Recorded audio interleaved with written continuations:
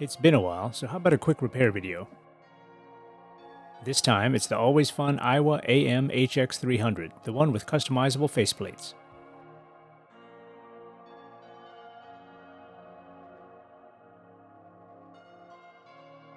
For those not lucky enough to have one, let's check them out first. They came in silver and white, and were marketed at youth and women when they were released in 2001.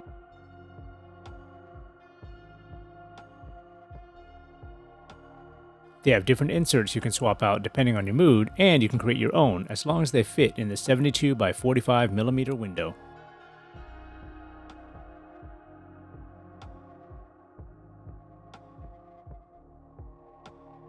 I love them since they're slim, light, and sound great, but notice there are no controls on the body. You'll always need the remote, and though it's small, I do like it.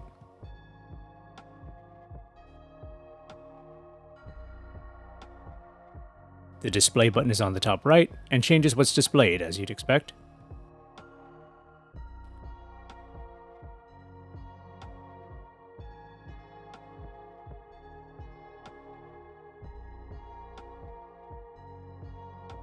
The center button enters the menu, then you use the up and down buttons to go through your choices.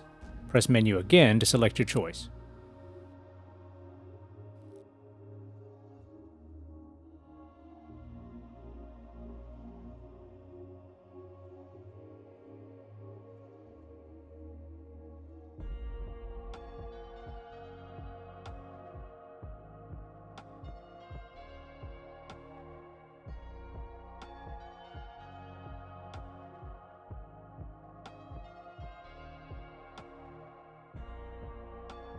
Let's take a look at that again.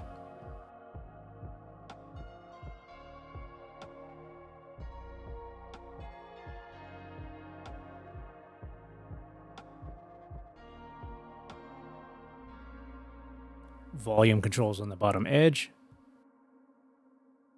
and a hold switch on the top edge.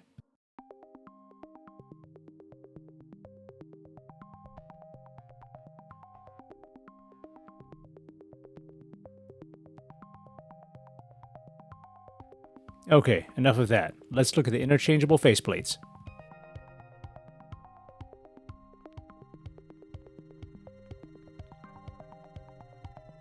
You can pop off the protective layer here.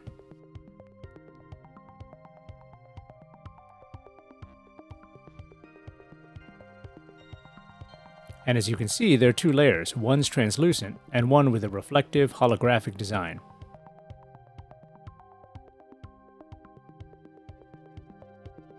These could be combined in different ways to suit your style. Again, you could also make your own insert as long as it fits 72 by 45mm.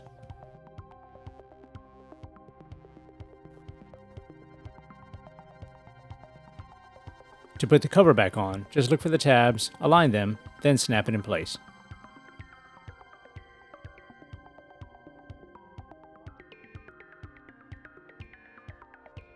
Let's take a look at the white one that has a bit of an iridescent finish.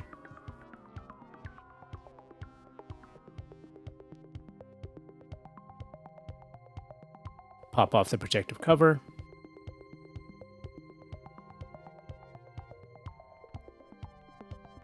And here are the two layers again, one translucent camouflage and the other one holographic reflective.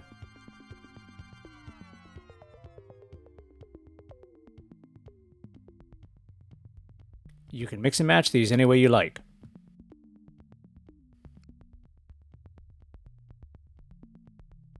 Okay, let's see why we're here. This one always shows low battery, even with a new gumstick.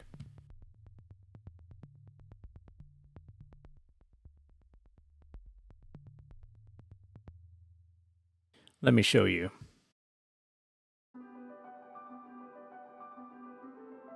There, low BATT. I know this is charged since I tested the gumstick in a different player, so let's figure out what's going on.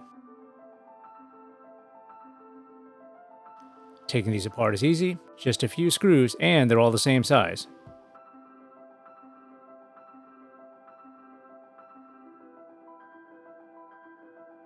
Let's start with the rear screws.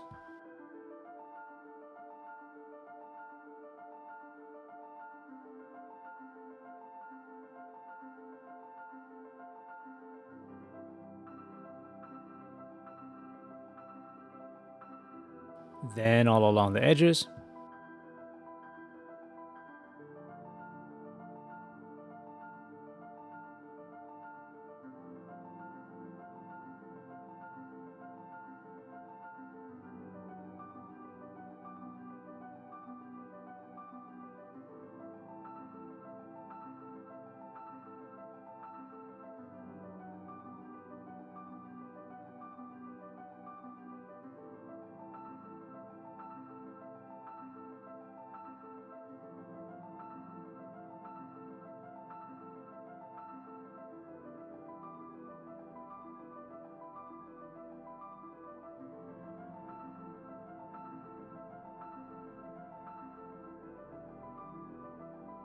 And this one by the headphone jack.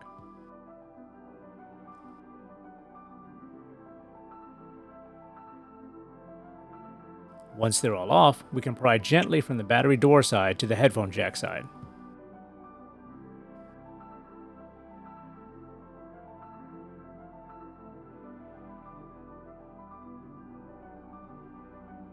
Okay, pretty clean inside.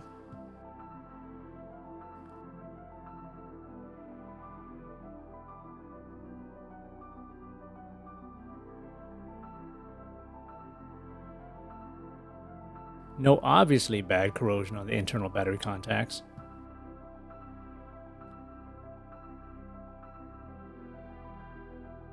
The battery door is loose and does wobble a lot. I'm sure that's not good for connectivity. Let's loosen the screw by the hinge.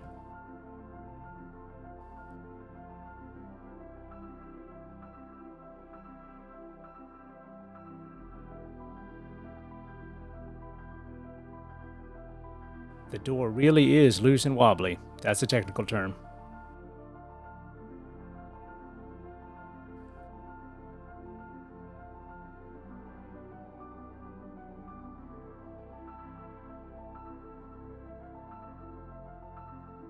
I'm going to take that screw out and let's clean the contact area.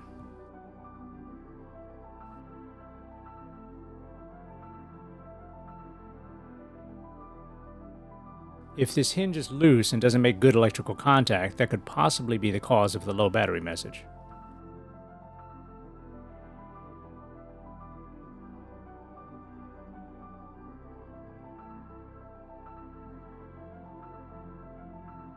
Upon inspection, it doesn't look terrible, but since there's a bit of old battery corrosion, we'll clean that with vinegar.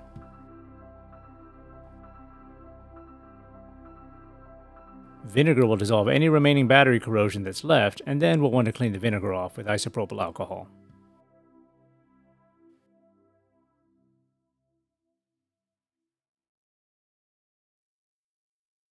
I don't see anything on these internal contacts, but I'll clean them while I'm here.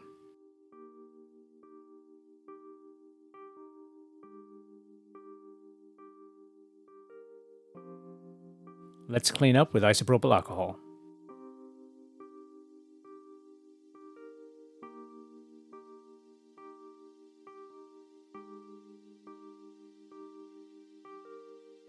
Since this is a bit loose, let's close down this area that clamps down on the hinge.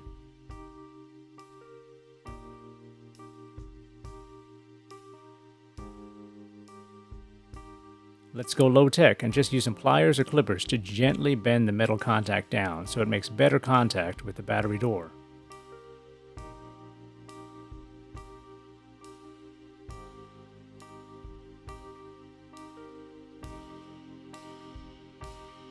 Then I'll wedge the battery door back in place.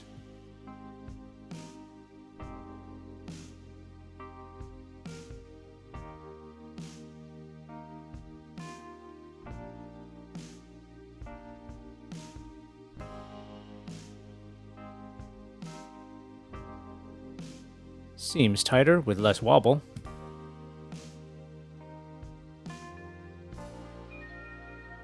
Let's put that screw back and then we can test.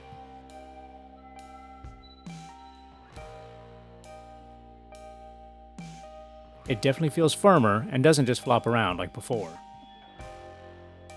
Let's test.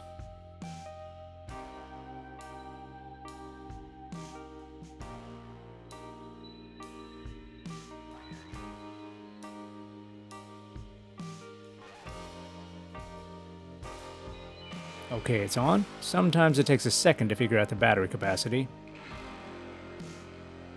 And there you go, 3 bars. Okay, that's what we'd expect out of a fully charged gumstick, so let's get this thing closed up.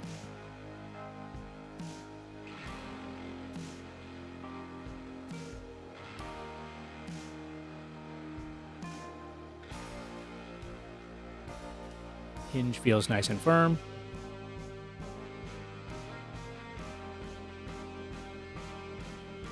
Okay, so let's just get the cover on there. Headphone jack side first.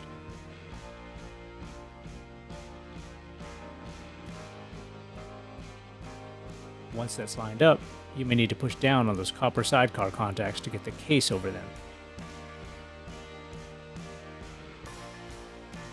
It should close up easily after that.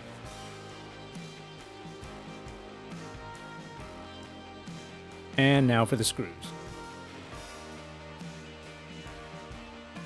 Nothing exciting here, so I'm going to speed this up. All the screws are the same size.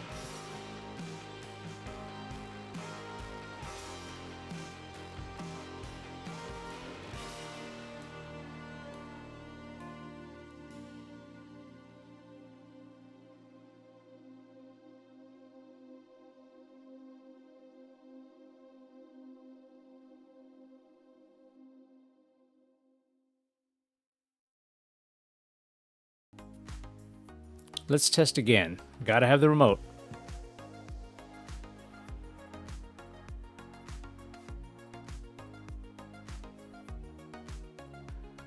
Insert gumstick.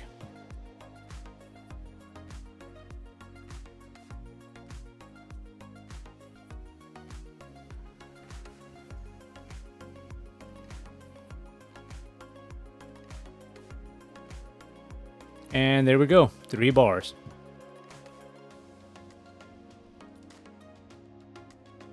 I love this little Aiwa AM-HX300, so I'm glad this one's working again. The white one is probably my favorite since it's a bit iridescent, but they're both fun units.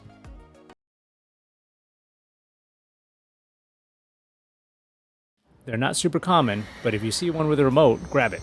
They're slim, light, sound great, and look good.